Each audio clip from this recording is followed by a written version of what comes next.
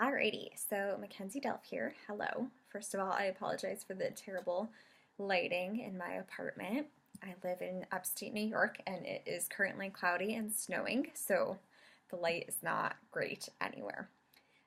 So for this takeaway video, I decided to talk to one of my coworkers because I talked to her kind of about everything, and she knows the classes that I'm taking right now. I'm taking this community and social innovation as well as the grant writing class simultaneously. So I talked to her about this class and what I was able to take away from it.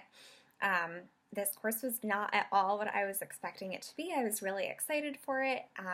It has kind of a cool title, Community and Social Innovation, and I didn't really know much about that to begin with, so I was excited to get going, and I shared my excitement with her about that. I did share, though, that the content and the material that we covered was not really what I was expecting it to be. I think it was really focused around us as community developers and how we can interact and kind of be innovative, but I feel like it was more of a general overview rather than diving super deep into innovation and things like that. But I feel like I was able to pull on things from my from the social entrepreneurship class that Gordon Shockley taught. So the content, I kind of touched on that a little bit already.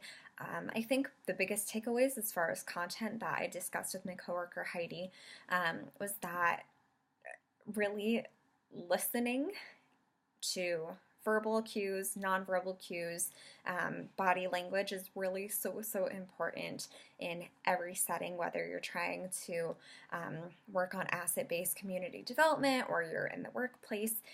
It's just something that's really important, and I was actually sharing with her how in the reading, in the Led With and Spring It reading, how they talked about having the talking stick and passing that around to each person so that each person would have the opportunity to speak if they so chose to, but they could also choose not to speak, and that kind of created a safe space and a safe environment, and I tied that in because yesterday at our team meeting we were discussing an evaluation that we had done based on where we thought our organization and our departments were each at, and through that evaluation, the issue of trust among team members kind of cropped up, and so our CEO really wanted to dive deeper into that and get to the root of why are there some struggles with trust amongst team members, and what can we do to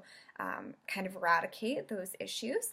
And it was very evident how people quickly shut down and they put their walls up, and they either became very defensive and claws kind of came out, or they just shut down and didn't want to talk about their feelings of trust issues at all. And so that was interesting. I shared what I had read in these readings from this class about how it's so important to create a safe environment where people feel like they can bring up their issues and air their grievances and not be attacked for it. But then also they need to feel safe when they don't feel comfortable talking either in a group setting, but they need to know that they can go and talk to someone about it individually one-on-one later.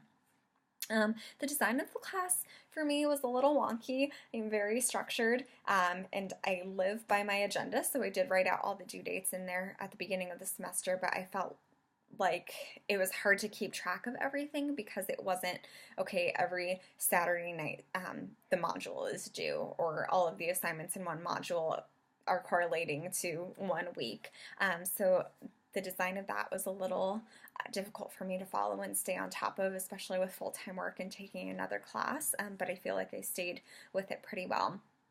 And to kind of talk about my takeaways already and my inspirations from this class, I think it was really inspiring to focus more on what a community or a group already has and to build on those things rather than looking at what are all the things that are missing, because it's so easy to look at any situation and say, well, we need this and this and this before we can make any improvements. But really, if we kind of flip the coin and we look at it the opposite way, then that's when movement and innovation really happens. So that was my biggest takeaway from this class.